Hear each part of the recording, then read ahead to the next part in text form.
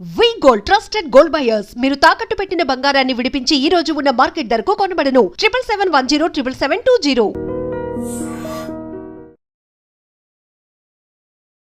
So ఈ రోజు కూడా మనం యోగా డేని సెలబ్రేట్ చేసుకున్నాం. మీరు చేశారా యోగా డే? చేయలేదు. ఎందుకు? నేను జిమ్ చేస్తాను, యోగా చేయను. ఓకే. సో మీ హెల్త్ సీక్రెట్ ఏంటి అంటే? జిమ్ అమ్మ, అంతే అంతే, ఇంకేముంది. బట్ ఈస్ ఒక డైట్ లేకుంటే మిగతా ఫుడ్ హ్యాబిట్స్? డైట్ పెద్దగా ఏం లేదు, కానీ కొద్దిగా ఏదో కష్టపడి ఈ మధ్యనే తగ్గించే ప్రయత్నం చేస్తున్నా. కాబట్టి కొద్దిగా వాచ్ వాట్ యు ఈట్, అంతే. ఎక్కువ like they say burn more than what you consume. Okay. So food habits? నాకు పెద్ద ఫుడీ కాదు నేను, కాబట్టి ఏం పెట్టినా తింటాను. I'm not very Fasi. Next CM అవుతారా కేటీఆర్ అంటే? ఒక్కటి మాత్రం చెప్పగలను, 2028లో కేసీఆర్ గారు సీఎం అవుతారు. ఇక ఆ తర్వాత ఏమవుతుంది, ఎప్పుడో ఏమవుతుంది అంటే నేను జ్యోతిష్యుని కాదు. నేను చెప్పినట్టు నాకంటూ అంబిషన్స్ పర్సనల్గా ఏం లేవు. Okay. So simple are branded వస్తువులు? రెండు ఉన్నాయి నాకు, సింపుల్ ఉన్నాయి, బ్రాండెడ్ ఉన్నాయి.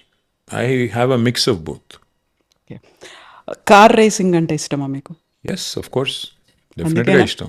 ఫార్ములా ఈ కార్ రేస్ వచ్చింది మన దగ్గరికి, అదొక కారణం. బట్ అదర్వైజ్ కూడా ప్రపంచ పటంలో హైదరాబాద్ని పెట్టాలి, తెలంగాణను పెట్టాలి, నా రాష్ట్రాన్ని నేను గర్వంగా భారతదేశంలో ముందు పెట్టాలి, తర్వాత ప్రపంచ పటంలో పెట్టాలి. అది అంబిషన్. దాని తప్ప నా వ్యక్తిగతమైన ఇష్టాలు చాలా ఉన్నాయి, అవన్నీ నేను తీసుకొచ్చి ప్రజల మీద ఎందుకు రుద్దుతాను. కానీ ఎలక్ట్రిక్ వాహనాలు అల్టిమేట్గా ఫ్యూచర్. సో వాటికి సంబంధించి ప్రమోషన్ చేయాలి.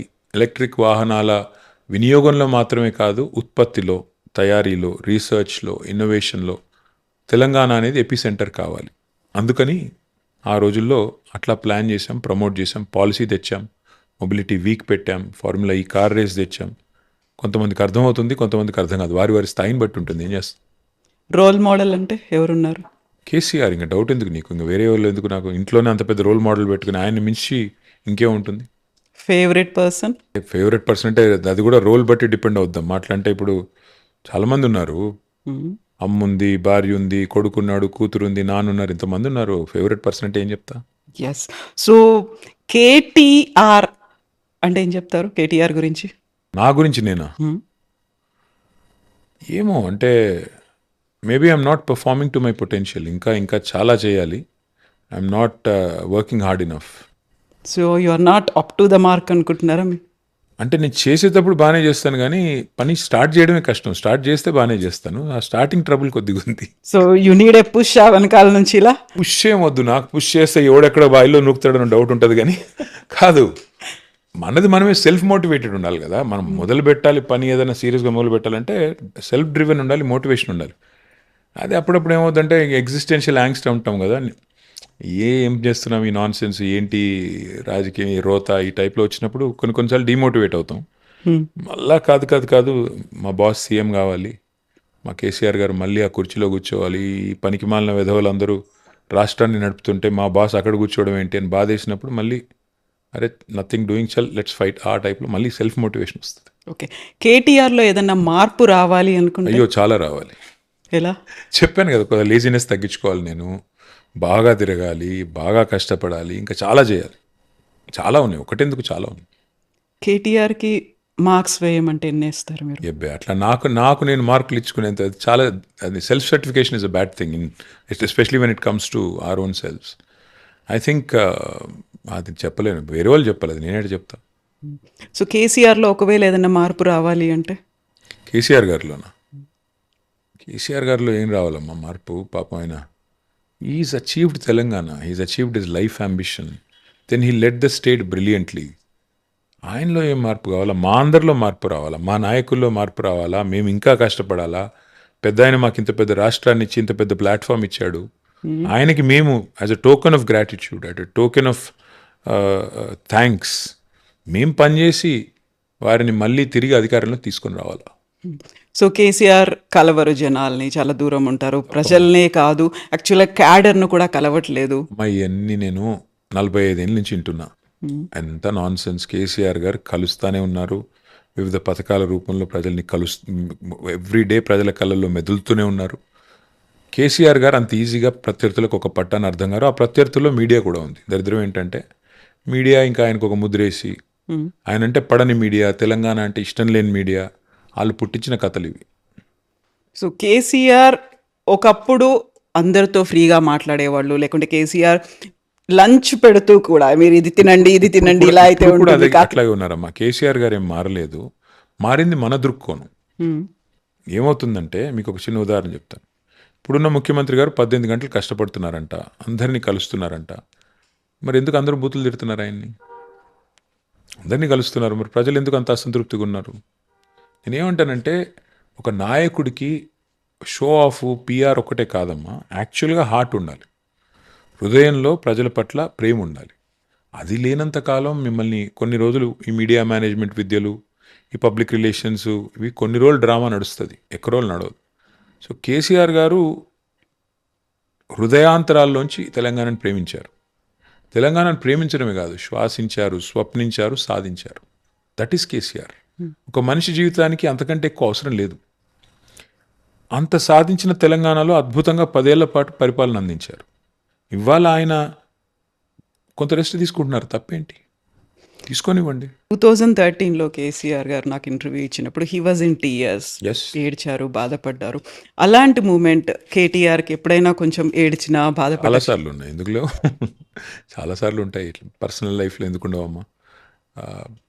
ఫ్యామిలీని అటాక్ చేసినప్పుడు, పిల్లలని బాడీ షేమింగ్ చేసినప్పుడు, వ్యక్తిగతంగా మరీ దరిద్రమైన చండాలమైన లింకప్లు పెట్టినప్పుడు, ఒకసారి నా కొడుకు అడిగాడు నన్ను, మీ మీద వచ్చే ఈ రూమర్స్ తప్పన్నప్పుడు మీరు ఎందుకు వాటిని ఖండించరు అన్నాడు. ఏం ఖండించాలి, ఎంతకని ఖండించాలి? ఇది ఇట్లా ఇష్టం వచ్చినట్టు మాట్లాడుతున్నారు కదా, ఎందుకు ఖండించరు అన్నాడు. ఏం చెప్పాలి చెప్పు? ఒక్కసారి చెప్తాను, 2 సార్లు చెప్తాను, 3 సార్లు చెప్తాను ఇది నాన్ సెన్స్ అని. ఎన్నిసార్లు చెప్తావు? అవతల 1000 గొంతులతో దాడి చేస్తుంటే ఏం చేస్తావు? సరే కానీ నాన్ సెన్స్ అని చెప్పి వదిలేయాలి. ఇప్పుడు కనీసం అవతల ఏదైనా ప్రూఫో, ఎవిడెన్సో, ఏదైనా చేశాను తప్పండి అనుకుంటేనేమో మాట్లాడిన అర్థం ఉంది. ఎటు పడితే అటే మాట్లాడతారు, నోటికి ఎంత వస్తే అంత మాట్లాడతారు. ఏం చేయాలి? మీకు ఎప్పుడైనా ఒక ఛాన్స్ అనేది వచ్చింది, దాన్ని ఒకటి జరిగిన దాన్ని వైప్అవుట్ చేయాలి, దాన్ని మార్చాలి అంటే? చాలా ఉన్నాయి, ఒకటెందుకు చాలా చాలా ఉన్నాయి. పొలిటికల్ లైఫా? చాలా ఉన్నాయి, చాలా ఉన్నాయి. అట్లా ఇంకొకటేం చెప్తాం కానీ they are many things which I would do differently if given a chance now. Many things. See చాలా మంది చెప్తుంటారు I have no regrets in life అని. Everybody has regrets, they hide it. I do have regrets, I will do things differently. నాకు ఇప్పుడు మళ్ళీ తిరిగి టైంలో వెనక్కి వెళ్ళి కొన్ని మార్చుకుంటూ రావాలంటే మార్చుకుంటూ వస్తాను. కానీ ఆ రోజు ఆ నిమిషానికి అది కరెక్ట్ అనిపిస్తుంది మనం చేసింది. ఎగ్జాక్ట్లీ. ముందుకు వచ్చిన తర్వాత వెనక్కి చూస్తే రియర్ వ్యూ మిర్రర్లో అన్ని క్లియర్ కనబడతాయి. కాబట్టి ఆ క్లారిటీ మనకు ఉండాలి. సరే మనిషి అన్నాక తప్పులు చేస్తాము, పొరపాట్లు చేస్తాము, భవిష్యత్తులో చేయకూడదు అనుకుని నడవాలి. అంతేగాని ఇప్పుడు నేను ఇది చేసేవాడిని అది చేసేవాడిని నేను చెప్తే ఎలా ఇప్పుడు? సో తమిళనాడులో విజయ్ రాజకీయాలు లేకుంటే మార్పు అనేది వచ్చిన తర్వాత వెస్ట్ బెంగాల్లో కూడా ఒక మార్పు అనేది వచ్చింది. ఆ తర్వాత టార్గెట్ తెలంగాణ అనే దాంట్లో వెళ్తున్నప్పుడు సో తెలంగాణ టార్గెట్ చేస్తున్నారు, లేకుంటే నెక్స్ట్ తెలంగాణలో మేమే వస్తున్నాము అనేటువంటి ఇవన్నీ ఎవరి వింటున్నప్పుడు ప్రయత్నం వాళ్ళు చేయాలమ్మా, ఎవరి ప్రయత్నం వాళ్ళు చేయాల్సిందే, తప్పేం లేదు. ఎవరన్నా చేసుకోవచ్చు ప్రయత్నాలు, దానికేముంది. ఇప్పుడు విజయ్ గారిని చూసి ప్రభావితం అయ్యే వాళ్ళు కొంతమంది ఉండొచ్చు, ఇంకొకరిని చూసి ప్రభావితం అయ్యే వాళ్ళు కొంతమంది ఉండొచ్చు, తప్పేం లేదు, చేసుకోవచ్చు, తప్పేముందండి. I don't find fault with anybody trying, nothing wrong. Ultimately ఇప్పుడు ఎవరైనా సరే అల్టిమేట్ ప్రజల మన్ననలు పొందాలి కదా, ప్రజల ప్రేమను పొందాలి. That's not easy. Exactly. So ఇప్పుడు తెలంగాణ మీద ఫోకస్ అనేది బాగా పెరిగింది, పార్టీలు కూడా ఎక్కువ అవుతున్నాయి, అందులో నెక్స్ట్ మేమే వస్తాము అనేది మీరు చెప్తున్నారు. 2034 వరకు నేనే ఉంటున్నాను అని సీఎం రేవంత్ రెడ్డి అంటున్నారు. ఆ తర్వాత బీజేపీ కూడా వెస్ట్ బెంగాల్ తర్వాత పంజాబ్ అండ్ తెలంగాణ అని అంటోంది. ఒక ట్రయాంగిల్ ఫైట్ ఉంటుందా? మా తలరాత రాసేది అల్టిమేట్గా మా సోదరులు, మా సోదరిమణులు, తెలంగాణలో ఉన్నవాళ్ళు, వారికి ఏ రకమైన పరిపాలన కావాలని వారు నిర్ణయించుకోవాలి. కేసీఆర్ గారి పరిపాలన మీరు చూశారు, 12 ఏళ్ళుగా మోడీ గారి పరిపాలన మీరు చూశారు, ఇప్పుడు రేవంత్ రెడ్డి గారి పరిపాలన మీరు చూస్తున్నారు. మీకు ఏం కావాలో మీరు నిర్ణయించుకోండి. 3 పరిపాలనలు, 3 ప్రభుత్వాల సామర్థ్యం మీ కళ్ళ ముందు కనబడుతుంది. అల్టిమేట్గా ప్రజలు న్యాయ నిర్ణేతలు, నేనేం చెప్తాను అంతకంటే. వాళ్ళు మా తలరాత రాస్తారు, మమ్మల్ని పని చేయమంటే పని చేస్తాం, లేదు పక్కకుండానంటే పక్కకుంటాం. మాకు వాళ్ళు ఏం చెప్తే అది అల్టిమేట్గా అదే శిరోధార్యం. సో, ఈ ఇయర్ మీరు కంప్లీట్ చేసుకున్నారు. ఒక 20 years, 2 decades in public life, ఒక పొలిటికల్ జర్నీ అనేది. సో, ఈ ఒక్కసారి మళ్ళీ వెనక్కి తిరిగి చూసుకుంటే మీరు అక్కడి నుంచి వచ్చేసారు. 2 మంత్స్ లీవ్ కావాలనుకున్నారు. అప్పుడు కుదరదని చెప్పారు. ఈ 20 ఇయర్స్ జర్నీ ఎట్లా అనిపించింది అసలు? బోలెడన్ని హీప్స్ అండ్ బౌండ్స్ అంటారు. అప్స్ అండ్ లోస్ ఇవన్నీ ఉన్నాయి. ఈసీజీ గ్రాఫ్లా ఉండింది అంతే. పైకి కిందికి పైకి కిందికి. కొన్ని ఎలక్షన్లు గెలిచాము, కొన్ని ఓడిపోయాము, కొన్ని విజయాలు సాధించాము, కొన్ని ఎదురు దెబ్బలు తిన్నాము, కొన్ని మంచిగా అనిపించినాయి, కొన్ని మంచిగా అనిపించలేదు. That's life. ఎవరైనా అంతే కదమ్మా. 20 ఏళ్ళు it's a long time. So ఈ 20 ఏళ్ళలో నా కూతురు పుట్టింది మధ్యలో. సో ఇట్లా పర్సనల్ హైస్ చాలా ఉన్నాయి. పర్సనల్ ఎన్నో అద్భుతమైన క్షణాలు ఉన్నాయి, కొన్ని నాట్ సో హ్యాపీ మూమెంట్స్ ఉన్నాయి. That's life. It's a mixed bag కదా కవిత. ఏముంటుంది అందులో? Like everybody I have enjoyed some moments, I did not like some, but that's life. So you have to acknowledge it, respect it and learn from it. ఏ క్షణమైనా అనిపించిందా అరే పాలిటిక్స్‌లోకి రాకుండా ఉంటే కొన్ని బావుండేది? లక్షల సార్లు కొన్ని లక్షల సార్లు అనిపించింది. ఏంటి దరిద్రం అని, ఏంటి బురద, ఏంటి nonsense, why am I here, ఏం చేస్తున్నాం ఇక్కడ, కొన్ని లక్షల సార్లు అనిపించింది. అప్పుడు మళ్ళీ ఇమ్మీడియేట్‌గా ఏం గుర్తొస్తుంది? వాట్ మోటివేట్స్ యూ మళ్ళీ లాస్ట్ వెళ్ళాలి? 2.5 ఇయర్స్లో కూడా చాలాసార్లు అనిపించింది ఎందుకున్నాం ఇక్కడ అని. కానీ మళ్ళీ అనిపించింది ఇప్పుడు ఓడిపోయాం, ఇప్పుడు నేను తప్పుకుంటే వీడు తప్పించుకున్నాడు, ఓడిపోతే తట్టుకోలేకపోయాడంట. ఒకవేళ వదిలేయాల్సి వస్తే రాజకీయాన్ని, గెలిచిన తర్వాత ఆ టైంలో వదిలేస్తాను. ఇట్లా ఓడిపోయి వదిలేసేటోని కాదు నేను. మళ్ళీ సాధించి చూపెట్టి డెఫినెట్గా మళ్ళీ విజయం సాధించిన తర్వాతే అవసరమైతే వదిలేస్తాను తప్ప నాయకుడిని కష్టాల్లో వదిలేసే మనిషిని కాదు. అట్లాగే రాజకీయాన్ని కూడా ఛాలెంజ్గా తీసుకుని పనిచేసే క్రమంలో ప్రజల గెలుపు, ప్రజల ఆశీర్వాదం మళ్ళీ పొందాలి అని కష్టపడే టైంలో తప్పించుకునే టైప్ నేను కాదు. సో మోటివేషన్ అనేది ఏది ఇస్తుంది మీకు? ఒకటే simple, you have to make sure that Telangana should come back on track. అదొక్కటే single minded focus. And KCR garu అంత కష్టపడి సాధించిన ఈ రాష్ట్రం, ప్రజల దయతో సాధించిన రాష్ట్రం, ఇవాళ పుష్కర కాలం తర్వాత కొంతమంది ముష్కరుల చేతిలో పడింది. డెఫినెట్గా ఈ రాష్ట్రాన్ని కాపాడుకోవాల్సిన బాధ్యత ఈ రాష్ట్రాన్ని సాధించిన వ్యక్తుల్లో ఒక చిన్న పాత్ర పోషించిన వ్యక్తిగా నా మీద కూడా ఉంది. కాబట్టి నా ప్రయత్నం నేను చేస్తాను. సో నెక్స్ట్ టార్గెట్ అంటే మళ్ళీ మీకు 2.5 ఏళ్ళు అయినప్పుడు కూడా నేను స్టార్టింగ్లో చెప్పినట్టుగా పొలిటికల్ హీట్ విపరీతంగా కనిపిస్తోంది. బోల్డ్ అన్ని అప్స్ అండ్ డౌన్స్ ఉన్నాయి, ఆరోపణలు, వీటన్నిటిని దాటుకొని ముందుకు వెళ్ళాలి. మళ్ళీ మీకు ఏదైతే ఒక గోల్ పెట్టుకున్నారో దాన్ని అచీవ్ చేయాలి, ఆ ఎజెండా, ఆ టార్గెట్ అటువైపు వెళ్ళాలి అంటే పని చేసుకుంటూ పోతుంటే టార్గెట్లు ఆటోమేటిక్గా అచీవ్ అవుతాయి. అంటే నేను ఇప్పుడు ఫలానాది టార్గెట్ అని చెప్పను, కానీ ఎస్, తెలంగాణలో తిరిగి మళ్ళీ రాష్ట్రాన్ని పట్టాలెక్కించడమే టార్గెట్. కేసీఆర్ గారు మాత్రమే దానికి సమర్థుడైన నాయకుడు. కేసీఆర్ గారు తిరిగి మళ్ళీ బాధ్యత తీసుకుంటే ఈ రాష్ట్రంలో రైతులు సంతోషంగా ఉంటారు. కేసీఆర్ గారు తిరిగి బాధ్యత తీసుకుంటే ఈ రాష్ట్రంలో పేదవాడు సంతోషంగా ఉంటాడు. కాబట్టి that is the only target. KCR గారు తిరిగి పగ్గాలు చేపట్టాలి. ఈ రాష్ట్రం ఏదైతే ఇంత కష్టపడి ప్రజలు సాధించుకున్నారో ఈ రాష్ట్రం సుభిక్షంగా ఉండాలి. అంతే, అంతకు మించిన టార్గెట్ ఏం లేదు. సో ఈ మధ్య కాలంలో జరుగుతున్నటువంటి పొలిటికల్ ఇష్యూస్, అప్డేట్స్ ఇవన్నీ చూసిన తర్వాత ఎన్సీపీ, ఆ తర్వాత శివసేన, ఆప్, తృణమూల్ కాంగ్రెస్, ఆ తర్వాత బిజు జనతా దళ్, ఈ పార్టీలన్నీ చూస్తే next target is BRS next అనేటువంటిది ఉంది. టార్గెట్ ఏంటమ్మా? మమ్మల్ని ఆల్రెడీ టార్గెట్ చేశారు కదా. మా 10 మంది ఎమ్మెల్యేలు వేసుకొని పోయారు. ఇప్పుడు నేను అంటున్న బీజేపీ నుంచి కూడా ఒక రీజనల్ పార్టీస్కి ఇంకా ప్లేస్ లే. చూద్దాం. చాలామంది చాలా కలలు కంటుంటారు. అయితే ఏమి, ఇప్పుడు ఎవరి లక్ష్యాలు వాళ్ళవి, ఎవరి ఎజెండాలు వాళ్ళవి, వాళ్ళ పనులు వాళ్ళు చేస్తుంటారు. మా పని మేము చేస్తుంటాం. అల్టిమేట్గా ప్రజల దయ, వాళ్ళకి ఆశీర్వాదం ఇస్తారా, మాకు ఇస్తారా, అసలు ఎవరు కరెక్ట్ ఈ రాష్ట్రానికి ప్రజలు డిసైడ్ చేసుకోవాలి. ప్రజలు మమ్మల్ని వద్దనుకున్నాడు, మమ్మల్ని ఎవరు కాపాడలేడు. ప్రజలు మమ్మల్ని కావాలనుకున్నాడు, వాళ్ళు ఏం చేసినా, ఈ మా ప్రత్యర్థులు ఏం చేసినా చెల్లదు. సో రీజనల్ పార్టీస్ అవసరం ఏముంది అనేటువంటి ఒక మాట వినిపిస్తోంది. నెక్స్ట్ మెల్లిమెల్లిగా వైప్ అవుట్ అయిపోతున్నాయి అని. సింపుల్ మా, నేను అనేది ఏమంటే, ఇవాళ తెలంగాణలో 16 మంది ఎంపీలు ఉన్నారు. 8 మంది కాంగ్రెస్ వాళ్ళు, 8 మంది బీజేపీ వాళ్ళు. ఈ 2.5 సంవత్సరాలలో తెలంగాణకు జరిగిన అన్యాయం మీద ఎన్నడన్నా ఒక్కరోజు మాట్లాడారా? ఉదాహరణకి 2 మన ఇండస్ట్రీస్, పెద్ద ఇండస్ట్రీలు, సెమీకండక్టర్ ఇండస్ట్రీలు, ఒకటి కేన్స్ అనేది, రెండోది మైక్రాన్ అనేది. మోడీ గారు వాళ్ళ చెయ్యి వడిపెట్టి గుజరాత్ తీసుకెళ్ళిపోయాడు. ఎందుకు?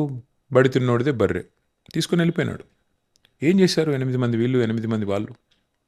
ఓ చిన్న నగరం లక్నో మనతో పోలిస్తే దానికి మెట్రో ఇస్తారు, మనకి ఇవ్వరు. మన వాళ్ళు ఏం చేస్తున్నారు ఎంపీలు? ఎందుకు ఉండాలి రీజనల్ పార్టీస్ అంటే, అదే ఇప్పుడు ఉదాహరణకు తేజస్వి సూర్య అని ఒక బీజేపీ ఎంపీ తెలంగాణ ఏర్పాటును పాకిస్తాన్ ఏర్పాటుతో పోల్చాడు. అక్కడ ఒక బీఆర్ఎస్ ఎంపీ ఉంటే అవసరమైతే గల్లా పట్టుకుని కొట్టేటోళ్ళు. అంటావా మా తెలంగాణను పాకిస్తాన్తో పోలుస్తావా, ఎవడరా నువ్వు అని. 8 మంది బీజేపీ ఎంపీలు, 8 మంది కాంగ్రెస్ ఎంపీలు ఏం చేస్తున్నారు? ఇవాళ ఒకటి కాదమ్మా, అట్లా 100 ఎగ్జాంపుల్స్ నేను చెప్పగలను. తెలంగాణని ఇష్టం వచ్చినట్టు అవమానిస్తుంటే ఏం చేస్తున్నారు ఈ ఎంపీలు? అందుకే ఎందుకు ఉండాలి బీఆర్ఎస్ లాంటి పార్టీ అంటే, తెలంగాణను ఇందాక నేను చెప్పింది అదే, శ్వాసించింది, స్వప్నించింది, సాధించింది బీఆర్ఎస్. మా డిఎన్ఏ తెలంగాణ, మా జెండా తెలంగాణ, మా ఎజెండా తెలంగాణ, మా నాయకుడి లక్ష్యం తెలంగాణ. అలాంటప్పుడు మాకంటే తెలంగాణని ప్రేమించే వాళ్ళు ఉంటే తప్పకుండా స్వాగతిస్తాం. కానీ ఆ తెలంగాణను మేము ఇంతగా ప్రేమించి ఇంత సాధించిన తెలంగాణని ఇవాళ అవమానిస్తుంటే, అన్యాయం చేస్తుంటే, వివక్ష చేస్తుంటే డెఫినెట్గా బీఆర్ఎస్ లేకపోతే తెలంగాణ లేదు కదమ్మా. ఇప్పుడు కేసీఆర్ గారు లేకపోతే తెలంగాణ ఎక్కడదమ్మా? కేసీఆర్ అనే 3 అక్షరాలు లేకపోతే ఇవాళ తెలంగాణ లేదు. అది వాస్తవం. ఎవరికి ఇష్టం ఉన్నా లేకపోయినా అది వాస్తవం. కాబట్టి కేసీఆర్ బీఆర్ఎస్ వేరు కాదు, తెలంగాణ వేరు కానే కాదు. They are synonymous. అట్లాంటప్పుడు తెలంగాణలో బీఆర్ఎస్ లేని పరిస్థితి, తెలంగాణలో కేసీఆర్ లేని పరిస్థితి ఎట్లా ఉంటుంది? రీజనల్ పార్టీస్ లేని పరిస్థితి ఏముంటుంది? ఇంకోటి జాతీయ పార్టీలు. ఎక్కడ జాతీయ పార్టీలు? ఏం చేశాయి జాతీయ పార్టీలు 2 తెలంగాణకి? మీరు చెప్పండి నాకు. 10 ఏళ్లలో వాళ్ళు చేసింది ఏంటి? ఈ 2.5 ఏళ్ళుగా వీళ్ళు చేసింది ఏంటి? 12.5 ఏళ్లలో బీజేపీ గవర్నమెంట్ తెలంగాణకు చేసింది ఏంటి? ఒక పని చెప్పండి, ఫలానా పని చేశారని. ఎందుకు ఉండాలి మరి ఆ జాతీయ పార్టీలు తెలంగాణలో? ఆ జెండాలు ఎందుకు ఉండాలి అసలు ఇక్కడ? ఈ ఎలక్షన్స్ రాబోయేటువంటి అసెంబ్లీ కావచ్చు, పార్లమెంట్ ఎలక్షన్స్ వరకు బీఆర్ఎస్ స్ప్లిట్ అవుతుంది అనేటువంటి ఒక మాట ప్రతిసారి అది వినిపిస్తుంది. కలలు వారికి ఉంటాయి. ఎవరో కలగంటున్నారు అట్లా అవుతుందని, ఏదో జరిగిపోతుంది. ఎందుకు అవుతుంది? ఏం అవసరం ఉంది మాకు? మా పార్టీ పటిష్టంగా ఉంది, పని చేసుకుంటూ పోతున్నాం. మాకు నాయకుడు ఉన్నాడు, నాయకత్వం ఉంది, మా క్యాడర్ ఉంది, బ్రహ్మాండంగా ప్రజల్లో ఆదరణ ఉంది. అట్లాంటప్పుడు మాకేం కర్మ? ఏదో జరగాలి, అది విష్ఫుల్ థింకింగ్. ఎవరికో ఏదో కోరికలు ఉన్నాయి, ఏదో జరగాలి అని. దానికి నేనేం చేయగలను, ఎవరేం చేయగలరు? సో బీఆర్ఎస్కి ప్రజల్లో ఇంకా ఆదరణ, లేకుంటే మేము మిస్ అయిపోయాము, మళ్ళీ తిరిగి రావాలి అనేది చూస్తారు కదా. Our comeback is going to be greater than the small setback. It will be a great comeback. ఒక తుఫాన్ లాగా మళ్ళీ బీఆర్ఎస్ వస్తుంది, మీరు చూడండి. Yes, thank you so much. Thank you Kavitha. And best wishes. 20 years complete అయినందుకు congratulations to you. Thank you. Thank you. Thank you.